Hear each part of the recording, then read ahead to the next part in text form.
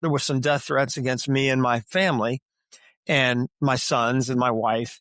And the FBI called. The threats came through. The FBI contacted me and said, we believe these are real threats. It was getting out of hand. They said, listen, we think these guys may try to kill you. EA came and put some expensive alarms in my house and said, go in peace. Kind of the anxiety of worrying about my family, primarily my wife, was really an interesting time. One of the harder times I had because I was helpless.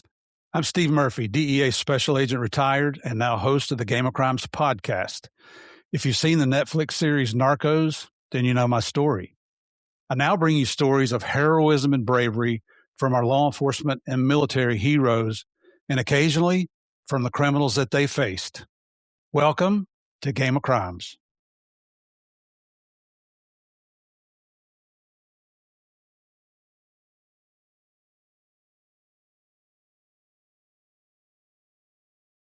Hey guys, welcome back to part 2 of this week's episode of Game of Crimes with Murph in the Morning.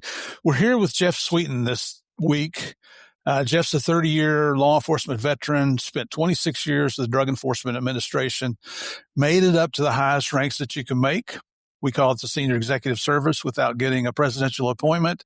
We're going to get into that, especially his time out in Colorado, because that was a lot of fun for him. But Jeff, welcome back to the second part of this. Steve. Thanks. I'll try to be more attentive this time. Oh yeah, this is hilarious. It's if you folks haven't seen yesterday's episode, what you couldn't see is I'm having to continually take my glasses off and dry my eyes because we laugh so much. I've got tears running down my cheeks here, and I got a feeling today's probably going to be the same.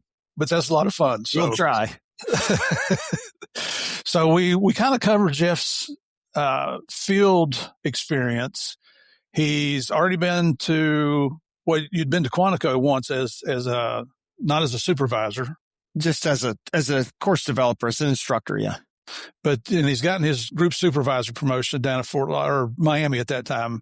You were in the task force down there, weren't you? Southern Florida. I was. It became a Met team. They added a second Met team. So we did the Florida Joint Task Force, then we did a Met team, and then we became just a standard enforcement group after that. And in DEA, if you take the management path, you're going to have to do a headquarters tour at some time. So that's where we're heading now. Jeff's been selected to go to headquarters. He was probably screaming and kicking, although maybe not, because he and his wife are from the D.C. area. That's probably good news for you, right? It was, yeah. If you're from D.C., you're going to get to go home every few years with all your expenses paid, which is nice. Yeah. And what section did you get assigned to in headquarters? So I initially got assigned a staff coordinator under mobile enforcement teams under Met, which you know well. So we both had led Met teams. So the administrator at the time, that was his pet project. And he didn't like anybody, but he didn't like who was, and God rest his soul, but he didn't like the guys that were running it because they had not run Met teams.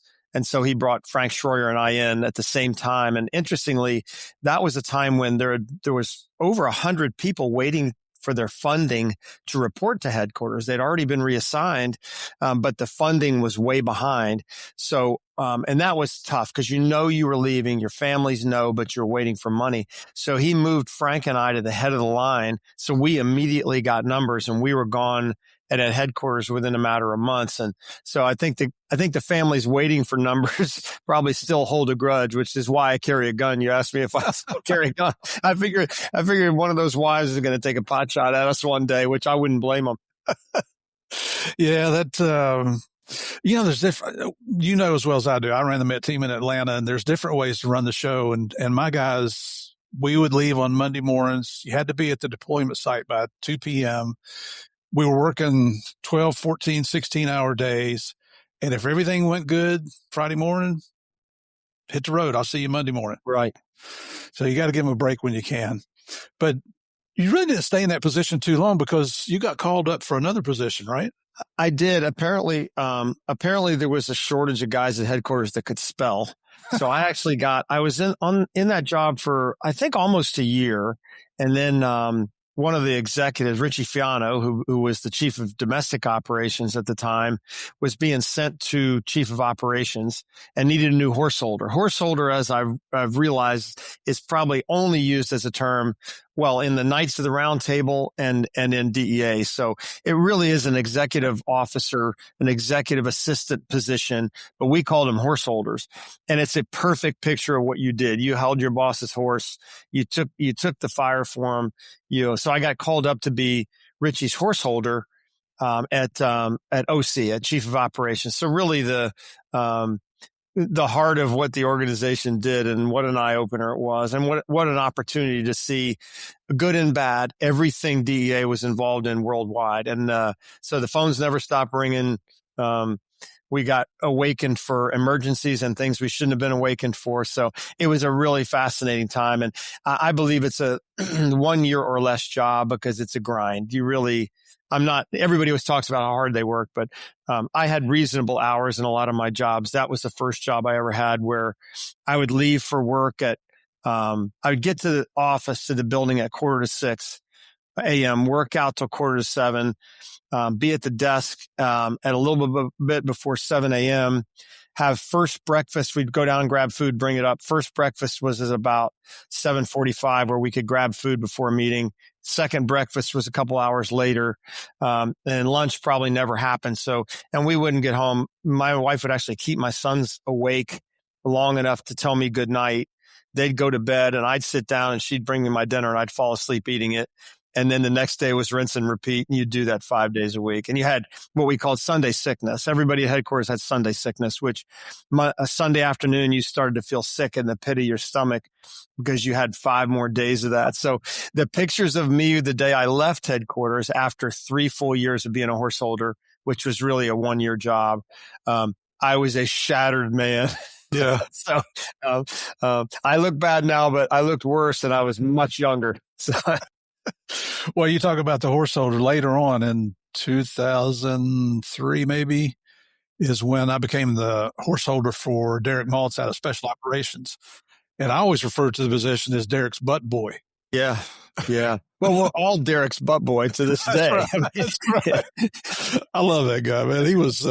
He's another guy with that forward vision, forward thinking. He's from Long Island. He's not bashful. He's the best. He's the best. I still see him occasionally in my travels, and there's no more fun things to show up to a 4-day meeting in flyover country and have Derek be there already. So it's great.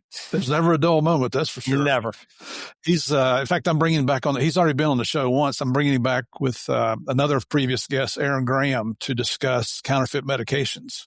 So that'll be coming up here in the next several weeks. But it's never a dull moment with Derek and the horse holder position, because it was initially when he asked me, I'm like, I'd worked for him originally as the staff coordinator at SOD, and he was the ASAC. And so when he asked me to do it, I'm like, I'd really rather not. No, it's actually, I was carpooling when I got that position from Crofton, Maryland, and Carl Katowski we had been partners in Lauderdale.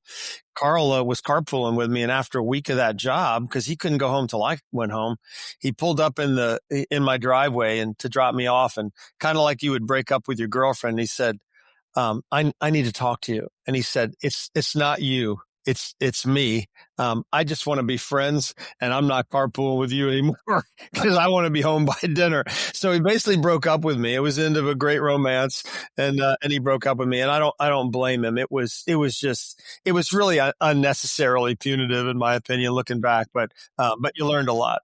Yeah. So when you finished your stint as a horse holder, did you go back to the field, or was there another pause in there? No, I did. So I left. The timing of my departure, I think, it kind of had something to do with 9/11. So I mentioned on day one that we had witnessed the Flight 77 crash. Probably one of the most, though I joked about it, probably one of the most difficult times in my career, professional life, for several reasons. One is, I think, most of what happens to you in the field as an agent, you can expect. You expect violence. You expect people to try to kill undercovers. We didn't have a tape for plane-sitting buildings. And in the days after that, we would go to briefings because of our position. One, the counselors came in and we didn't have time. None of us had time to talk to counselors. We were too important. So as the days went on after that, we would go to briefings, intel briefings, that probably should have been at the highest level of classification, but weren't, and find out what we believed Al Qaeda was going to do next. And it was just nothing short of terrifying. So I remember going home and just feeling like I was kind of in a daze, that I had been in that job too long. I was probably, and apologies to the military guys that really have a right to be exhausted. I was mentally exhausted from us trying to just deal with that. We would have employees that just couldn't work anymore there. So it was a busy time. I'd probably been there too long, and it came time for me to leave. So I went to Joe Keefe, who we talked extensively about. And I jokingly said, it's time to take care of me. And that was all based on the other part of the night after 9/11, when the planes were hitting buildings. We were trying to get our executive staff off site, and all the government leaders were being evacuated to classified sites in the mountains.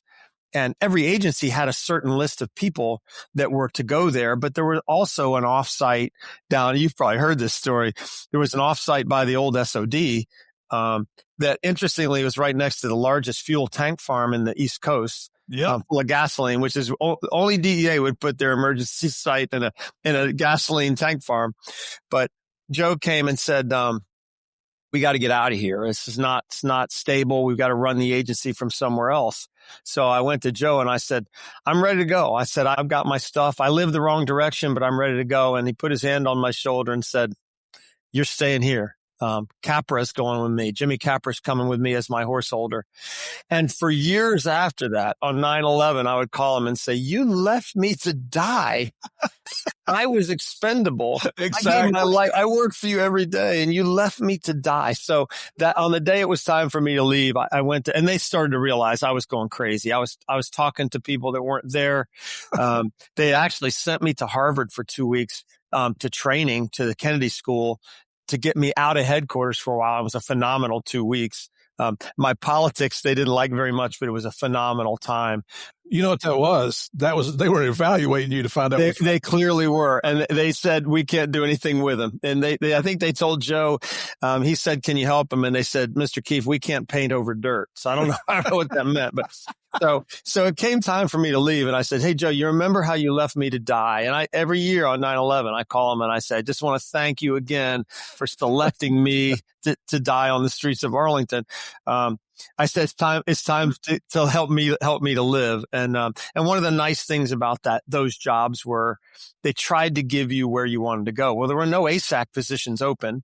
So finally Denver opened, and, through some coaxing from Jim Craig's wife, who talked to my wife and said, you'll love it out there. We ended up there, and it ended up being a phenomenal place to go to. So I was an ASAC for about 4 months, and then the SAC, Bobby Castillo, retired, and I ended up being appointed. I had to go meet with Asa Hutchinson, and I thought I was in trouble because I called people as Asa Hutchinson and promoted them and transferred them using his voice. So I really thought I was in trouble. He said he wanted me to come to headquarters and speak to him, and I told my wife this could be it. And they finally caught up with me, and I actually joked with him, and I said, I thought maybe I was in trouble because I'd been doing your voice. And he narrowed his eyes and he looked at me and he says, I know you do a good Asa. And I thought, I don't know if that's a good thing or not, but he ended up interviewing me and subsequently promoted me in place to a SAC, which was fairly rare, but very appreciated. If I remember right, he was the governor of Arkansas, right? He was. He was. He was the governor, later the governor of Arkansas, but he was the congressman that impeached Clinton, which actually got John Fernandez. If you ever have him on your show, he'll tell you how that got him in trouble when he was on a congressional delegation trip with Asa Hutchinson in the years before. You know what? Now that you mentioned John, I haven't thought of him in years, and he's just as funny as you are. Asa Hutchinson calls him every year. John was actually promoted to the SAC of L.A. On the phone by Asa Hutchinson, who called him while he was at a baseball game. And John almost didn't get the job because he was so convinced it was me calling him that he kept saying, Sweetin, knock it off. What do you want? And Asa kept saying, this is really Asa. And so now every year, John gets a call from me as Asa. But he really said, Sweetin, knock it off. And Asa said, this is your last chance, John. And he realized, oh, no, I'm talking to the real administrators. Oh, I love it. Yeah, he's a funny man. Oh man. Whew. So and now Colorado, what's the big problem? What drug categories were you looking at? Cartel activity, but also the weed issue. Yeah, so Colorado has manifold problems that have really worsened, but the primary problems initially were the marijuana legalization thing was just starting to get traction. The real problems we were dealing with, which put Denver in kind of an interesting spot, was what I used to call the coke transshipment point. So kind of the way that FedEx used to use Memphis, where the dope would go there and get sent back out. Because of where we were located up I-25 from El Paso, and the border pressure was big in those days, the cartels set up locations in Denver and the surrounding area as transshipment points. So they'd pay groups to get it to Denver, and then they'd pay other groups to take it out like they were FedEx airplanes. So that kept us busy. We had some really good organizations there, some direct links to the cartels. But all the while, there's this undertone going on of, why are we working drugs anyway? We should just legalize marijuana.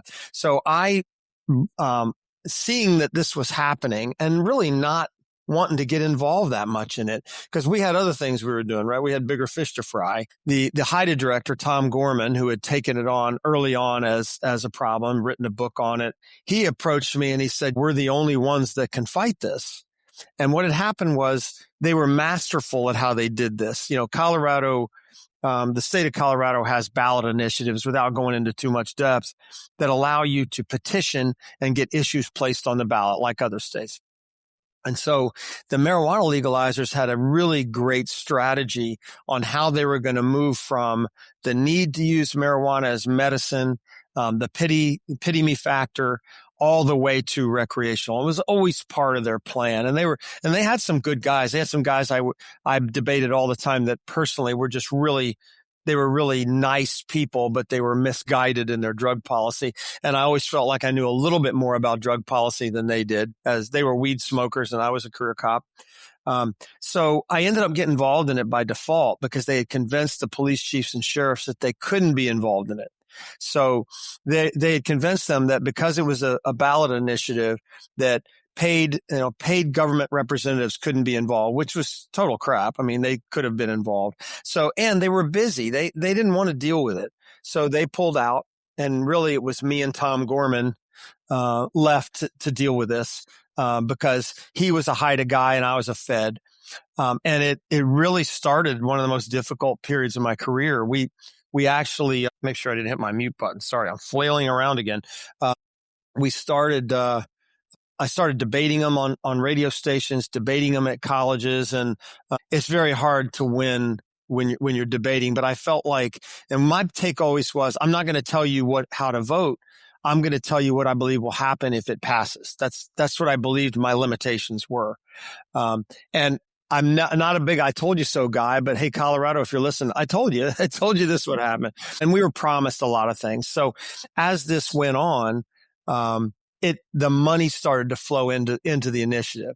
And once the money started to flow into the initiative, as it neared its zenith and we were about to start voting on medical and then again on recreational, there was a lot of money involved. And so the media jumped into it with both feet, but being the media, they could never get it right. They couldn't get the facts right. So we had several incidents, which I won't go into a lot of details on. One of them was a guy who had after this passed, had a large grow right next to a school, which was not allowed even under the new law. So he was on the news walked through his marijuana grow, and my press guy came to me one morning and said, "Did you see this thing on TV?" I said, "No." So we looked at it and I said, "Send some guys out to talk to the guy, see if they'll show him the grow, see if it's something we should really try to take federally," which was hard to do. And they went out and they said, way over the number of plants. The guy's, got a prior for dope. So we called the U.S. Attorney's office. They didn't want to mess with it, and we talked him into doing it. And so we charged the guy. So when they charged him, the sky began to fall. That all of a sudden, Jeff Sweetin is ignoring the law and going after these people, which is really not what had happened. So at the same time, I gave an interview to the main news station in Denver, and one of my quotes was recontext, text it. And in that quote, we were talking about dispensaries. And what I was trying to say was technically the federal government could enforce federal law against dispensaries. They could go into dispensaries and shut them down and seize their money and arrest the people running them. That was not going to happen. It was not going to happen under any president or under any administrator. That was not how we were going to address this issue, I believe. But that quote was taken out of context, and that became the quote that was attached to the rogue DEA boss. So as a result of that, interestingly, it wasn't the marijuana people. It was the anti-tyranny people that hated the idea of people pushing past their rights. So it's the anti-tyranny people that you hear about that refuse to be stopped by cops and kind of those whack jobs.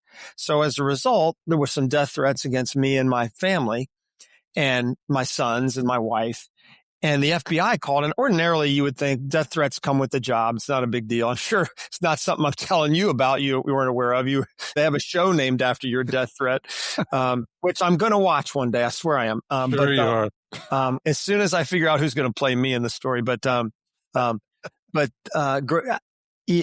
threats came through. The FBI contacted me and said, we believe these are real threats. We believe these guys, who they are. We think we know who they are. They had done them in an internet cafe. They had kind of semi-hacked into my Facebook and threatened a lot of my friends. And it was just getting out of hand. Wow. And I was traveling a lot, and they said, listen, we think these guys may try to kill you. We know this guy's from Wyoming. He has a couple 50 caliber Barrett rifles, which I could have done without them telling me, honestly. So DEA came and put some expensive alarms in my house and said, go in peace. And I was traveling a lot at the time. So the stress, the anxiety of worrying about my family, primarily my wife, was really an interesting time. One of the harder times I had because I was helpless. You can't protect us. People can find you. There is no way in this day and age with the internet to really hide. So, quick aside. As a result of that, if I was home, the rule was I answered the door. That was my deep security solution. If somebody knocks on the door, I answer the door. So one night it's after dark that somebody comes to the door and rings the doorbell. And I had some pranking neighbors. So I figured like Clint Hurdle was one of them. He used to be the manager of the Rockies. You never knew what he was going to do. But I opened the door and I've got my gun in my bathrobe pocket. That was quite a picture. And it's a woman that lived down the street from me who I knew a little bit. She was married to a professional baseball player at the time. And she hands me a banana bread. And she says, I don't know what you're going through, but I want you to know we appreciate you. And that was the moment when it all changed, when it was like, dude, quit worrying. You're a man of faith. Trust that God's going to protect you and understand that you're not alone in this. People care about you, that real Coloradans don't want this stupidity. And actually, I see her occasionally now. We've moved back to the same neighborhood. And I got to tell her young sons the story about how one banana bread changed our family's perspective. And so now when I hear somebody's under threats, I bring them a banana bread for Liz. I've got a question though. Did you think it might be laced with weed? No, I thought it might be laced with cyanide, so I ate it as quickly as I could. And I told my wife, that's why you let me answer the door. It wasn't killers. It was people bringing baked goods. And no, she was a registered nurse married to an all-American high speed baseball player, played for the Rockies. And Liz Burke's her name. And if anybody knows Liz Burke, she's one of my heroes. So those were really difficult times, but the marijuana issue continued. And then initially, I think it had something to do with the decision to get me out of there. And we were there a long time. I was there as the SAC for almost 8 years, which is a long assignment. And we loved it there. My wife actually said, listen, I've noticed that whenever you do something particularly good or particularly bad, we get reassigned. So if you would do me a favor, since I love it here, remain mediocre. And I said to my wife, this is a red letter moment in our marriage. You finally have reasonable expectations of me. So when we got moved, she said, I knew it. You must have done something well. Well, and we're going to get that in a second, but I love if I were you, I'd have a sign put in my office that referred to me as rogue agent, because I would view that term as a badge of honor. Yeah, I think I appreciate that word. And actually an article came out, I think it was in the New York Times, that somebody sent me right after that they had done a story in the New York Times about Obama's rogue employees, government employees. And I think it was General McChrystal when they were going after him. And I don't know him. I'd love to meet him. I'm sure he read the article and said, this is the worst article ever because they got me in the article with this guy named Sweetin, who's a rogue guy out in Denver.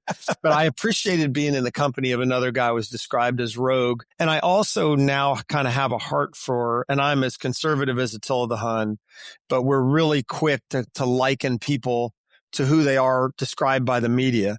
And I saw how that can damage you, how just picking up on something and running with it, which is the new kind of what we do.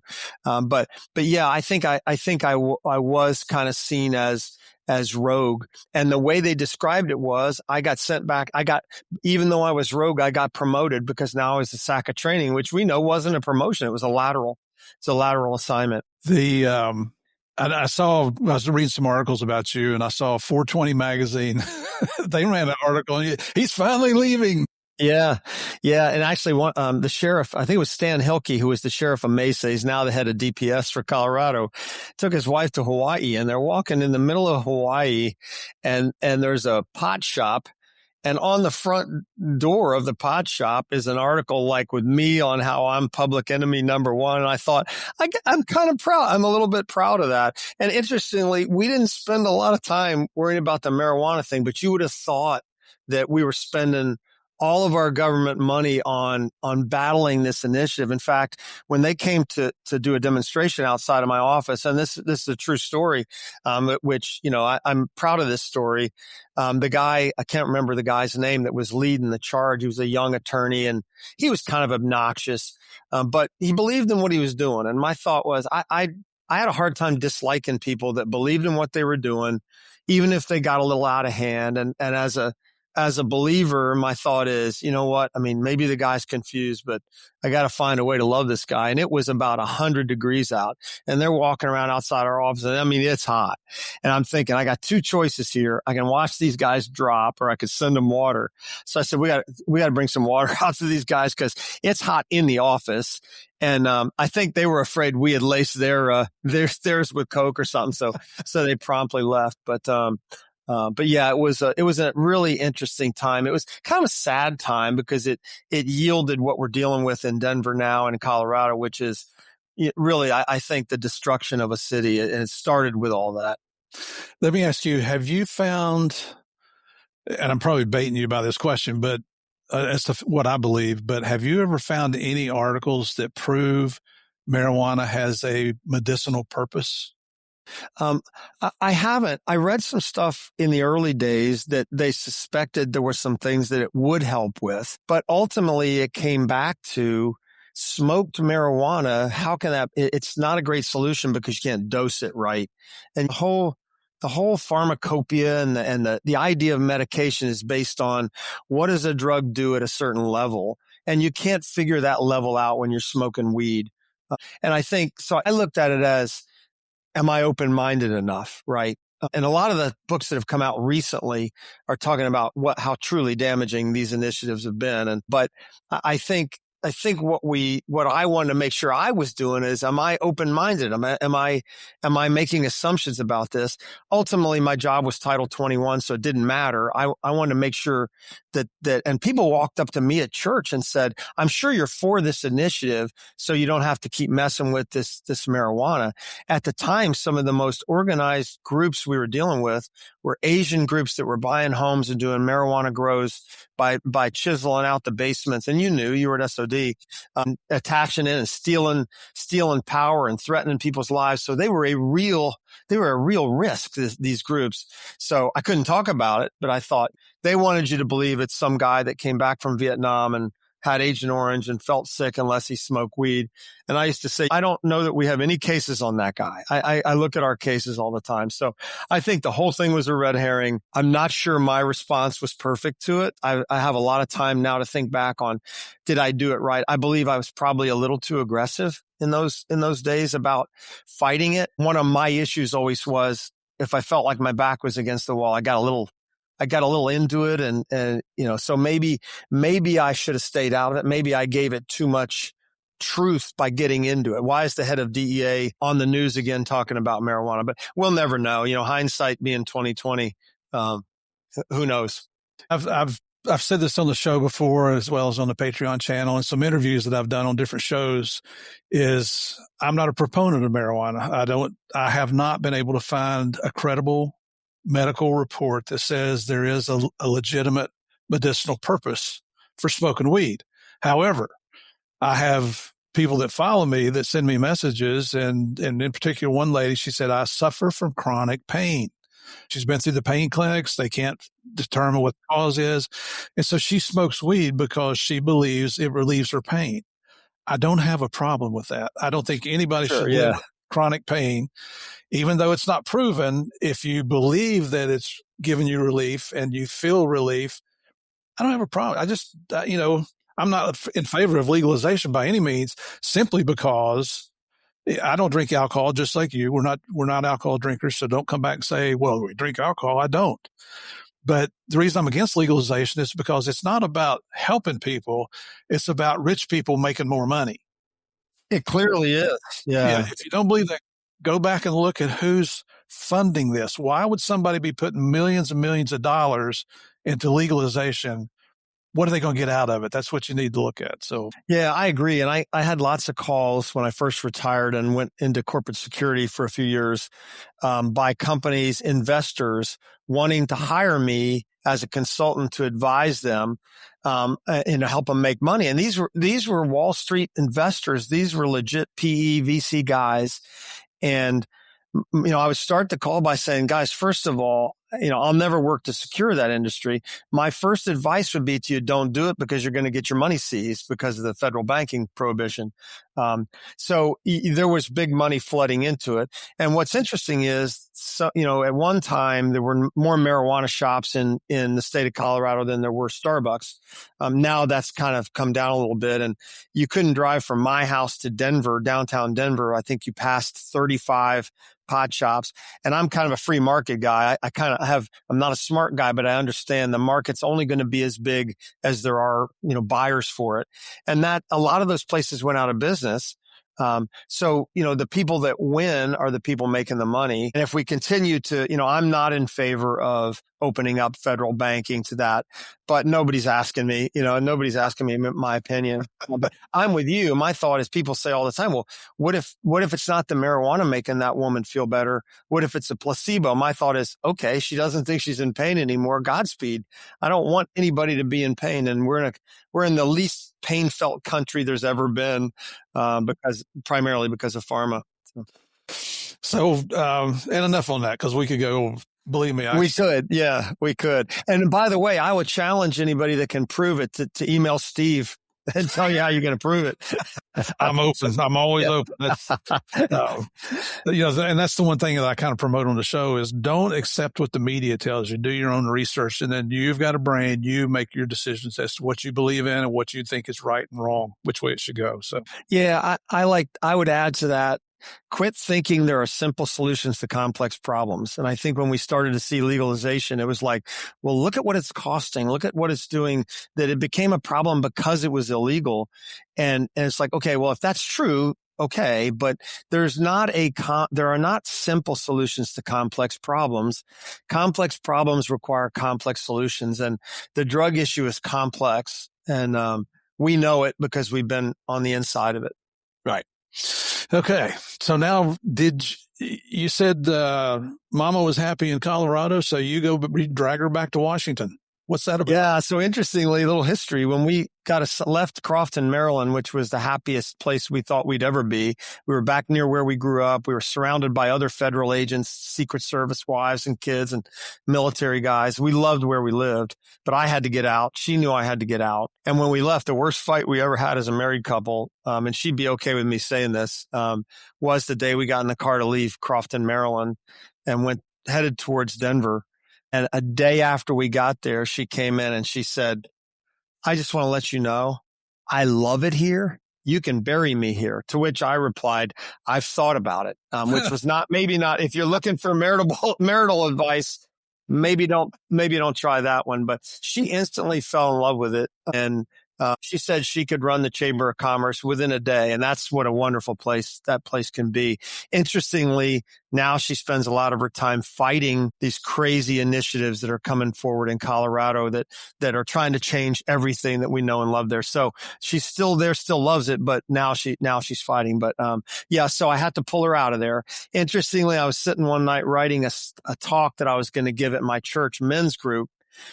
And I was, not to go biblical on you, even though I know you spend a lot of time there yourself, but I was just talking about change, and I was in the book of Jonah, and I'm sitting at my desk because it's quiet at work, and it's about 8:00 at night, and my phone rings. It's the DEA administrator, and we used to call her calls the eye test, where your eye doctor puts her hand over your eye and says, better, worse, better, worse.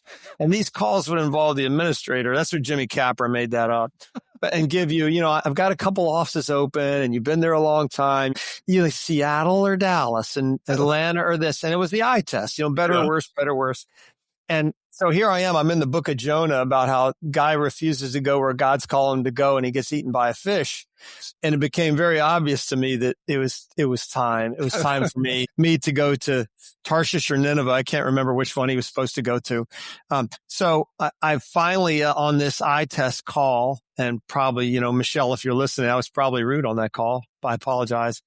I said, listen, boss, I signed an agreement saying I'll go wherever you send me. And she kept saying training or this or training that. I said, if you want me to go to training, tell me to go to training and I'll be there in 90 days. And I thought, you've taken a stand. This has always worked for you in negotiations. She's going to call you back in a year and you'll be fine. And she said, I want you to go to training. And she hung up the phone. And I thought, maybe not played the way I thought. So I went home and my wife was getting ready to go for a walk. And you've had this conversation with your wife where she says, I'm going to go for a walk. And I looked at her and I shook my head and I said, you better wait a minute. And she starts crying and she says, where are we going? So I promised her we'd go back to Quantico. We'd go back east and that I would start trying to find a job so we could come back because I was going to be nearing the retirement window. So we were off and running back to Quantico. Man. But when you got to Quantico, now you made some significant changes there. And when we say Quantico, everybody, we're talking about the DEA Training Academy. Yeah, I did. And I knew I had an advantage and perhaps a little bit of a disadvantage by having been there several decades before. And I have strong thoughts on a lot of things, but I have real strong thoughts on what good law enforcement training should be. And a lot of what we were doing, no disparagement to the guys I followed, but I didn't feel like it was. Being a SAC is like running your own company. You can do almost whatever you want. Yep. And so I decided I had a great team around me, primarily Mike Blackwood, ex-Marine Corps captain, who loved to laugh. But if you gave him a problem to solve, he would solve it. And still one of my favorite people in the world. But one of the first things I did is I noticed that we would bring people in for 5 days. 1 day of travel on the front, Monday, travel on Friday, and we might only have 4 hours of work to teach them. So what did we do like typical government weenie heads is fill the rest of the days with stuff they didn't need. It was expensive. It was inefficient. It was an insult to our people, and it kept them away from the mission because we weren't the mission. We supported the mission. So I started by saying we need to do as much training as we can using technology. We had no technology-based training. So I took a brilliant guy that worked for me named Dan Kafafian, who is still, I think, in DEA or recently retired, and he'll run the world one day. One of the smartest guys I know. And I said to him, I want you to start. He wasn't a supervisor, so I probably broke the law by doing this, but I said, I want you to start a technology-based training initiative here. I'll support you if I can. Don't have much money, but within 3 months, I think, only Dan could tell you, I want to train the first agent without them traveling on something. But I said, I want it to be rough the way, young people learn from YouTube. I do now. If I need to do something, I go on YouTube. It shows me how to do it. It's not nice graphics and professionally done because that's the way the government does everything. It's expensive. It's wasteful. So within about a month, we were doing how to dump a cell phone as an agent using a YouTube type video. And it went crazy. Of course it went crazy. It wasn't genius. It was catching up. It caught us up to 20 years before. So we did that and we thought, okay, but we still have to bring some people in. So I was down talking to a new class and they mentioned we got to get out of here because lunch is opening soon and we really need a cup of coffee. I said, well, why didn't you get a cup of coffee at the last break? And they said, we can't. Once breakfast is over, we can't get a cup of coffee. So I called my administrative officer and the ASAC and I said, I want a Starbucks in my building built with Starbucks coffee. And I want it now as quickly as you can get it. And she smiled and she said, I don't think we can do that. And we smiled and we laughed and she said, I'll see what I can do. So we opened a Starbucks. So then we said, you know what? FBI's got Starbucks. We need a nicer one. So I said, I want a fireplace in my Starbucks.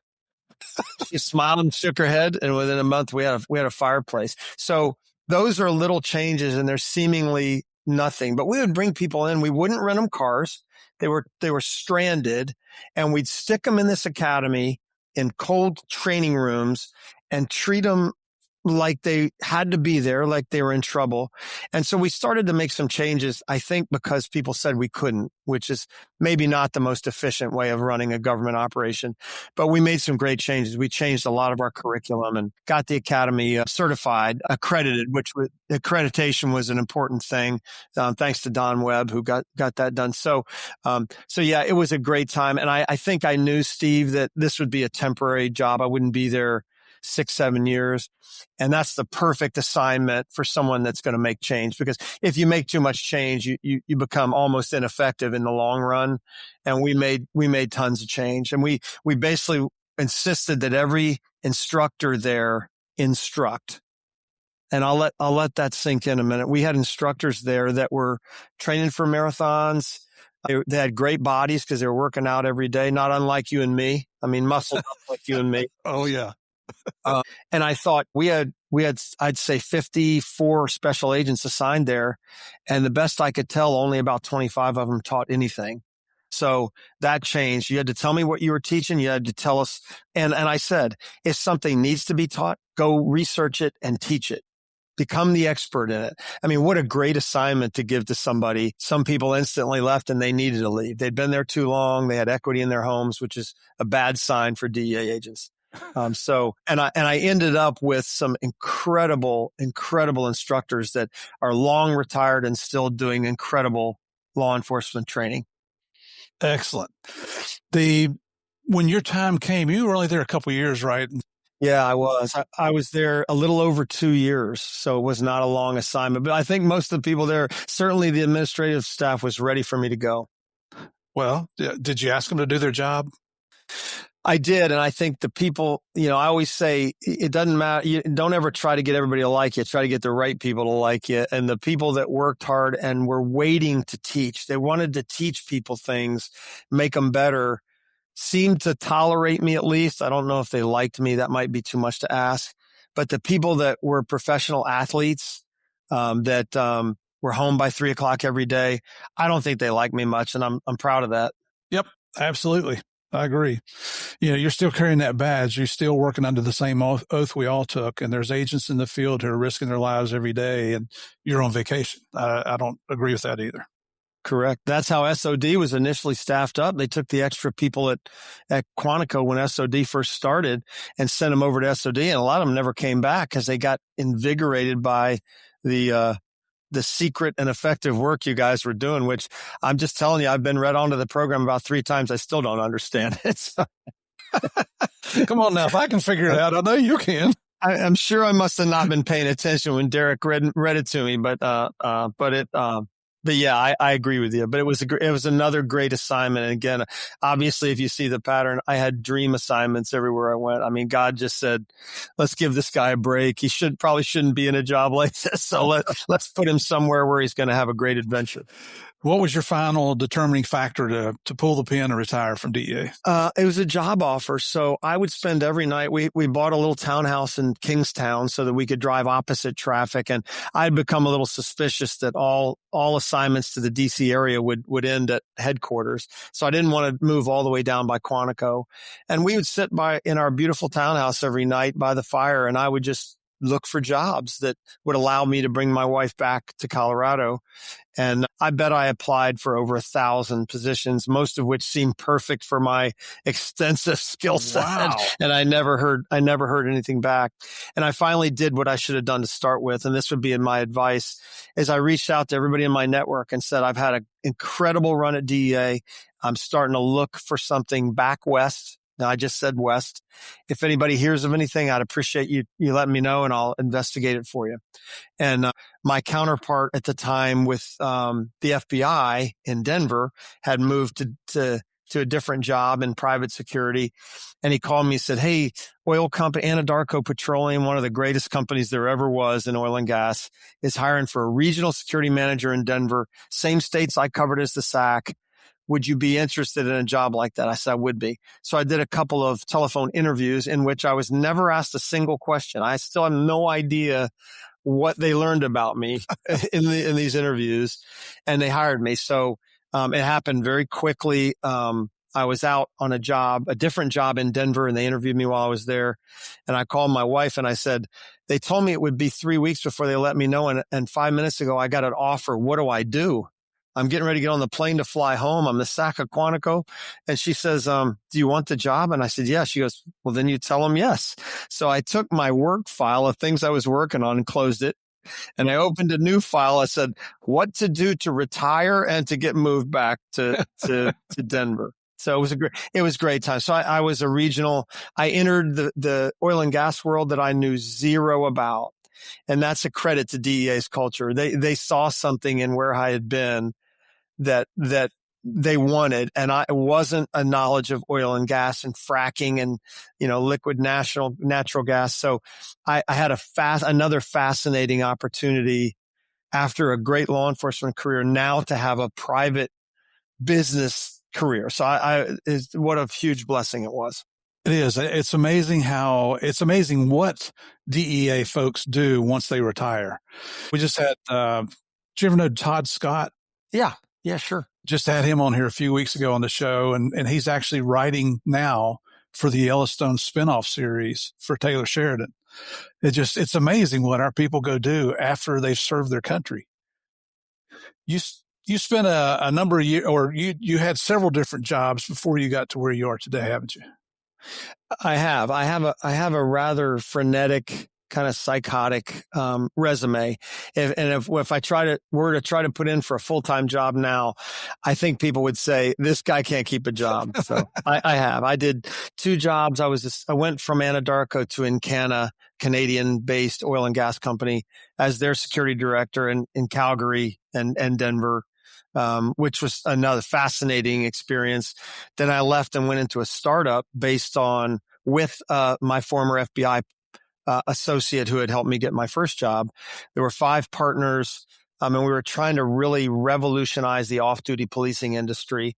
And they really did. They really changed it. It's now an app-based way that you can hire an off-duty policeman if you need one using an app. And there were 5 business partners. They gave us partnership. I mean, they treated us great. Wonderful men that were really committed to helping cops out. And so I got to be a COO of a startup, which just blows your mind that a guy with my lack of brains and public school experience would get to do. So I did that for about 5 years. And then everybody started to realize I knew nothing about technology. It took 5 years. I hid it for 5 years.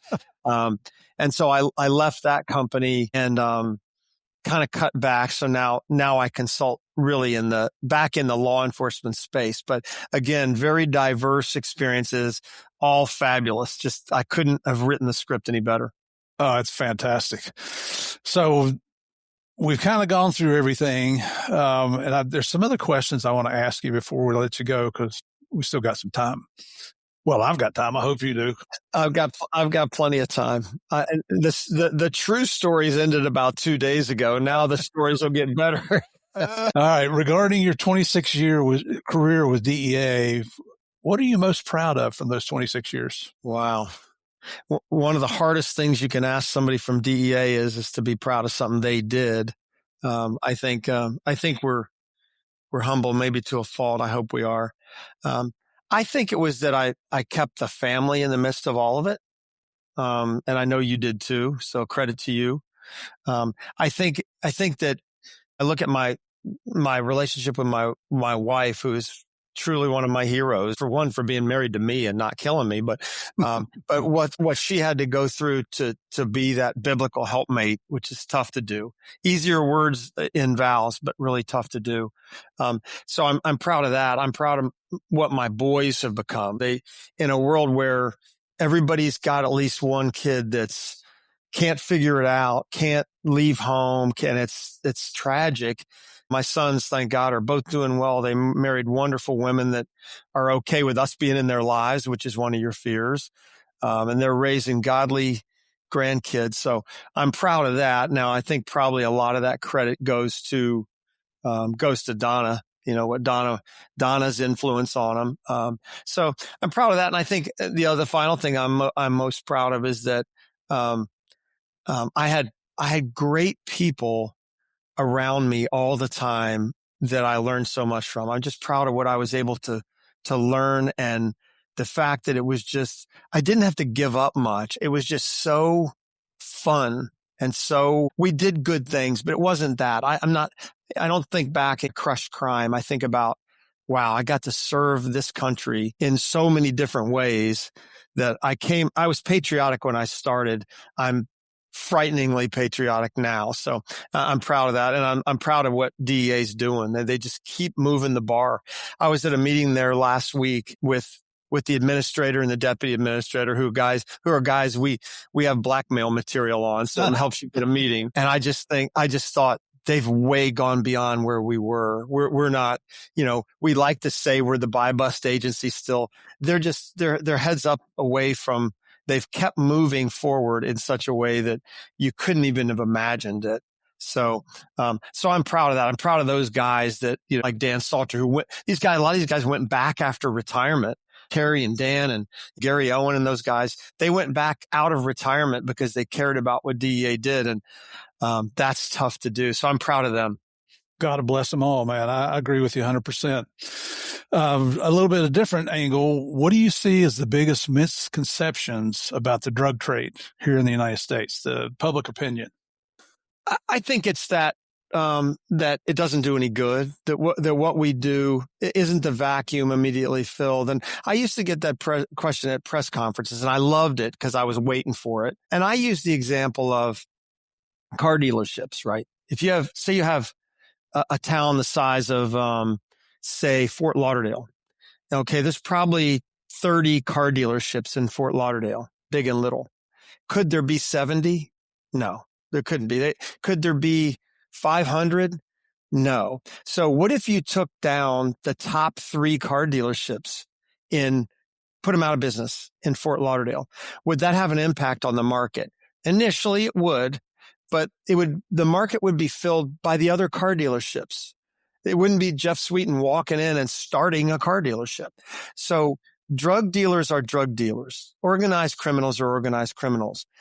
Shares of the market get transferred back and forth. But I don't believe, based on doing this my entire adult life, that when you take off an organization from top to bottom, that it doesn't have a massive impact on what's happening. And I think the other thing is, I've come to believe that what DEA really set out to do to start with was poorly described, that we were set out to be a supply reduction organization, that by reducing the amount of drugs, we were going to succeed. And I don't think that was true. I don't think that turned out to be true. What I do think was true is, by reducing the number of people doing it, you have huge impact. So I think we should describe ourselves as a supplier reduction organization, because it doesn't matter how much dope we seize. Like, we all have the pictures of the 500 kilos where we're standing there.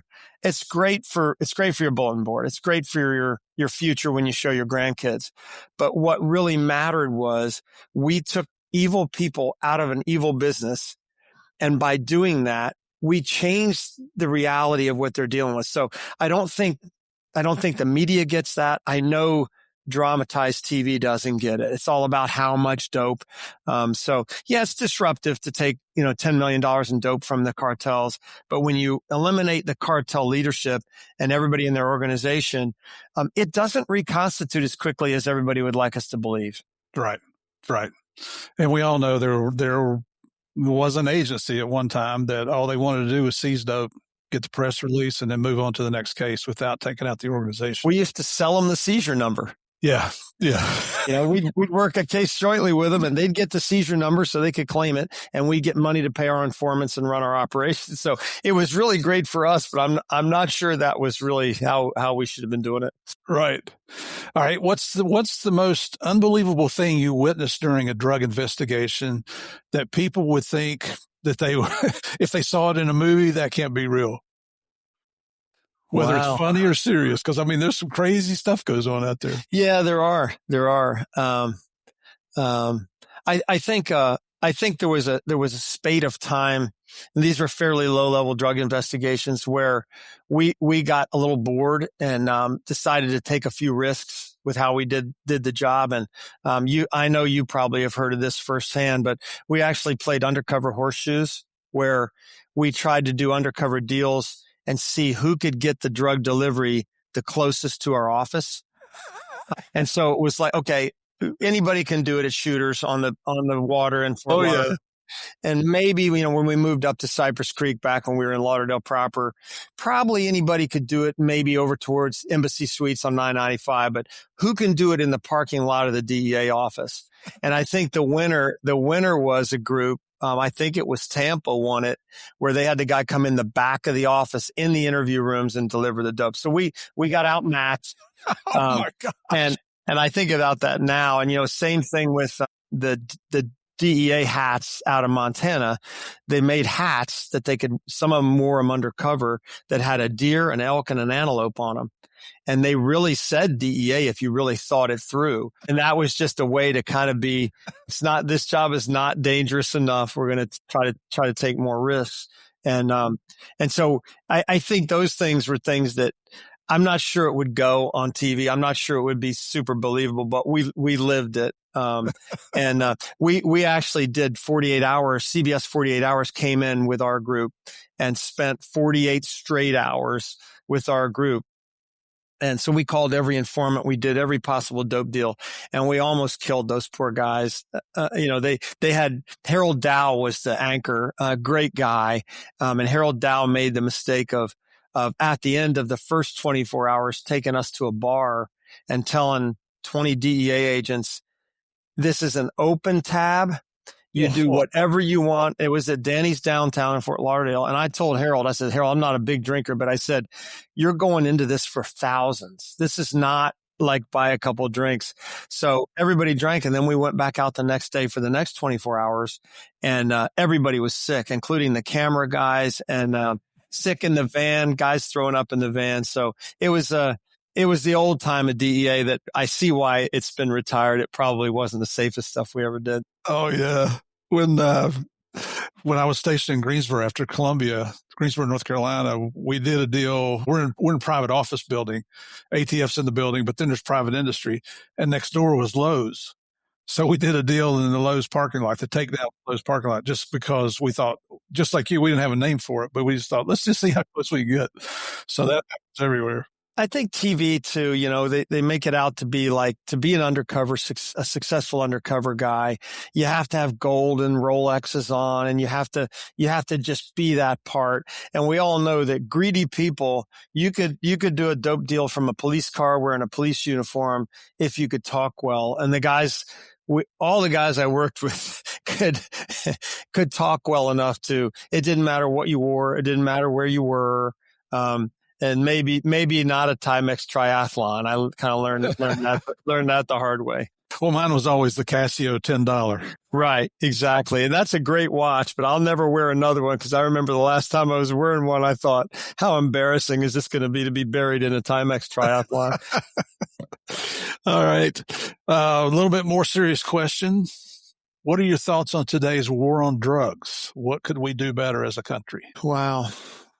I think we used to make fun of the war on drugs terminology, because there was a time when it wasn't a war on drugs. It was a law enforcement effort. It was done entirely with the Constitution, in the backdrop. And that's not really how wars used to be fought. I think that's changed. I think we've become closer to a war on drugs where we're blowing up boats and that stuff, which I have no problems with. And once you declare someone a terrorist organization and they're speeding towards your shores, it's a sad but real explainable answer to me based on my lifetime. But I think the only thing, really would be make sure everything's coordinated. And I think what tends to happen is inside the Beltway, the mantle gets handed around to agencies based on what parts they want. And I think the agencies that are in, and agencies are sometimes in and sometimes out. I'll give you an example. ATF's in one day and then Fast and Furious breaks and they become out. So other agencies swoop in to pick up the pieces and to try to do that. So the FBI decides they want violent crime until they get involved in violent crime. And then there's a terrorist attack and they realize the big saying of remaining relevant inside the Beltway means you got to be working the right thing at the right time. So the smarter agencies like the Bureau will jump to whatever's the up and coming thing, whether it's trafficking, and now it's fentanyl, and fentanyl's starting to fade a little bit. Fentanyl's been around a long time because I consult in fentanyl. But when fentanyl becomes the big thing, everybody wants in fentanyl. And then when fentanyl's no longer the big thing, they leave it and they go to whatever the next thing is. That's why DEA was created, because you can't work drugs successfully by dabbling in it.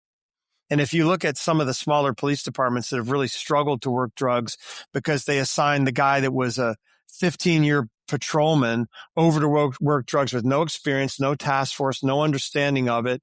And he works it for a little while. And a year later, he gets made sergeant and they do it again. Well, it's no wonder there's no cohesiveness to that. It's a very specialized type of enforcement.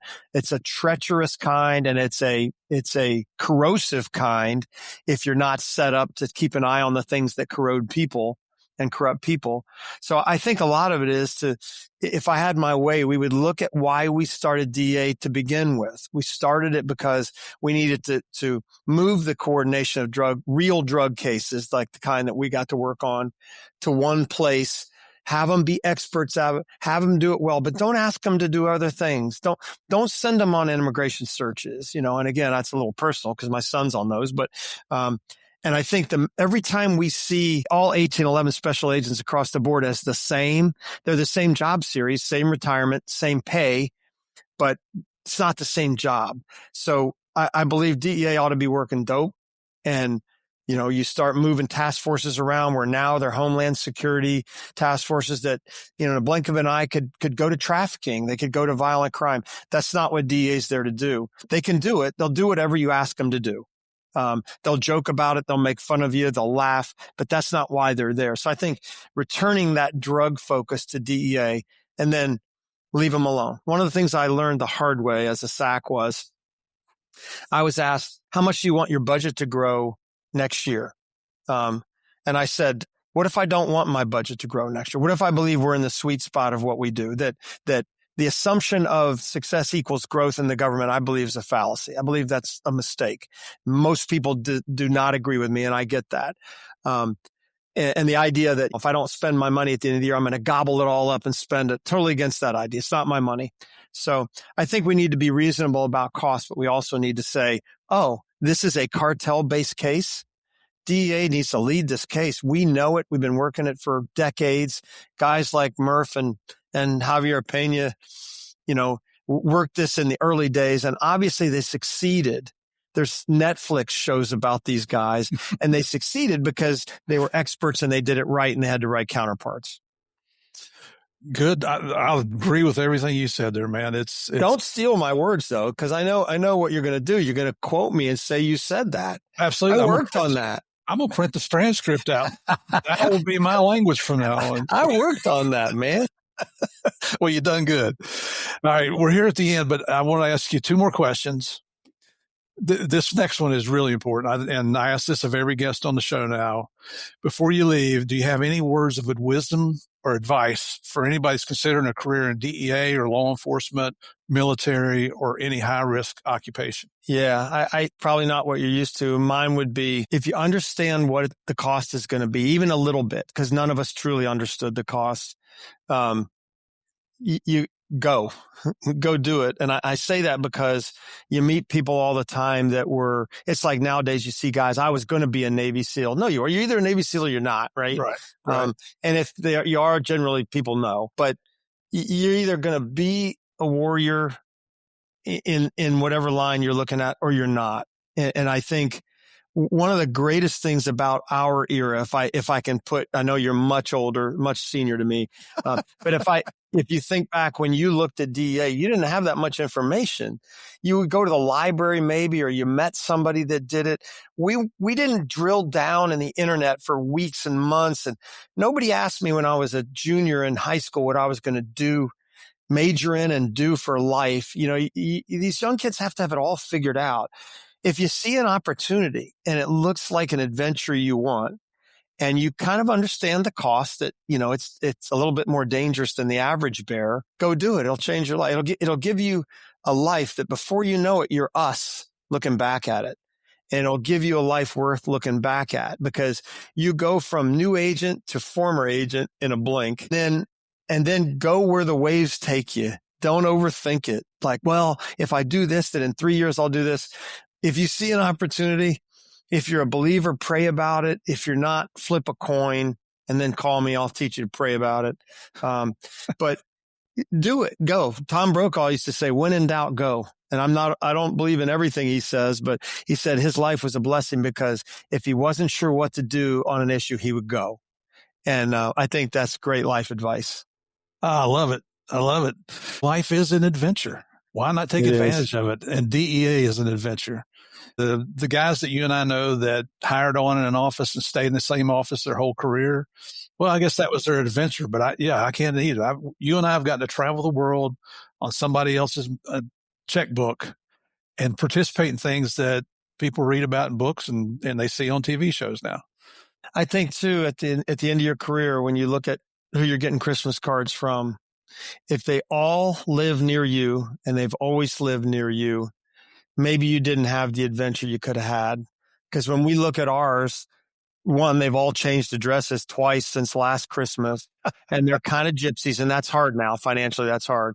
But we have friends all over the world that did big things, like Steve Murphy asked me to be on his podcast. And I thought, what in the world do I have to bring to Steve Murphy's podcast? I said, well, I'll make fun of him for 2 days. But I've gotten to serve with the most amazing people that I didn't even know people like that existed. People that could have been billionaires on the outside. And me, I am what I am. I wasn't going to ever do much more.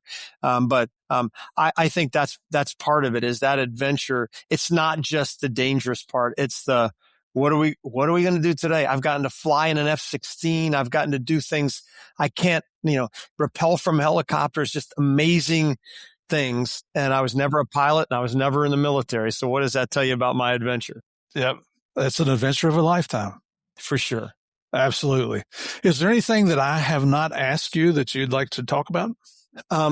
Just like, how do I look so young would be a good one, but I don't really think we have enough time. The time, yeah. Whether the time's up, I think this has been fun. I'll think of 5 funny stories and we'll tell them next time we're in the same city. But no, I think I just want to give them a quick take on Narcos, because I know you're so humble. You won't, when Narcos first came out, it's hard to be the guys that become famous in a group of people that, one, can be really, really hard. They can be hard on you. And two, we're a humble culture. When Asa Hutchinson took over after about a year, I heard him say the hardest part about DEA is to get anybody to take credit for anything, because the minute you tell them you did a good job, they name the 5 people that really did it. And so when Narcos got going, and it was, and I have some funny Javier stories. Maybe on the next podcast, I'll tell you some funny Javier stories. But when I saw that it was you two guys, my first thought was those two guys deserve every bit of this. And I see, I don't think that's generally the case. Usually it's the guys that didn't do anything that are getting all the accolades and the attention. And I still tell people everywhere I go. Now I tell them that I did the real cases that you're giving credit for, of course. Even though I didn't have the courage, but believe me, you would. But I tell them, I say, and I told somebody this at this wedding I was at in the Dominican Republic this week. They asked me about it and I said, those two guys deserve every bit of it. They're the real deal. They were really there. They did it, minus a few of the Hollywood things that you wouldn't have wanted to be involved in. But, so it's great to see. And Netflix got it right. They got it right because of you two guys. And I know there's other guys out there, Chris Feisel and those guys. And I know a lot of guys contributed to it. But I'm glad it was you two guys. You both had it coming. Thank you, brother. That coming from you means a lot. That's a Joe Keefe level comment, just to help build your ego there a little bit. Joe wrote that for me, and he allowed me to use it, but I signed his name on it, so it's all good. Yeah, but remember, he left you to die also. Exactly. He did leave me to die. So he feels bad about it. If you ever have him on your show, ask him about leaving Sweetin to die. It's still a little bit difficult. Absolutely will. Jeff, man, it's been a true honor. It's hilarious. I knew we were going to have fun today. So thank you so much for giving me your time, for being transparent, for being honest about your opinions on everything, because some people come in and they might want to say what they think I want to hear. And that's not what this show is all about. It's about you telling your story. So thank you, brother. Sure. Well, I appreciate you. You're a great ambassador for law enforcement and for DEA. And I'll get a copy of this and send it out and say, don't watch my part, watch Steve's part. But I appreciate what you're doing. It's a lot of work. And we appreciate you being an ambassador for all of us. Thanks, brother. And listen, everybody, if you want to find out a little bit more about Jeff Sweetin, it's hard to find out much about him. You can Google him and read some articles there, which is what I did. You can find him on LinkedIn at Jeff Sweetin, Sweetin. You can also find him on Instagram at JD Sweetin and Facebook at Jeff Sweetin. And that's the only places you're going to find him. Except maybe his condo here in Florida or where he really lives. That's right. Or just find me on email and email me. I'll be happy. And you can't hurt my feelings. You want to abuse me about marijuana or whatever, I probably have it coming. Nah. You know what? I try to teach people on here, find out what it is you believe in and be willing to take a stance. Right. Don't be afraid. Right. So, ladies and gentlemen, thank you again very much for giving us your time. I hope you had some laughs and had some fun with this, because I certainly did. If you could have seen me the whole show, I'm usually pulling my glasses off, drying my eyes because of the tears coming out. Still coming out. Still got tears in my eyes from laughing so much. But can't tell you how much I appreciate everything you do to support this show. Tell your friends, ask them to come over to YouTube if you're not seeing it on YouTube. Go to Game of Crimes podcast in the search bar, click that subscribe button, check out some of the guests. You get to see how goofy we look, like some of the shows that you have, and maybe explain to me why you come back every week. But I already know it's because you enjoy playing the biggest, the baddest, the most dangerous game of all, and that's the Game of Crimes. God bless everybody. See you next week.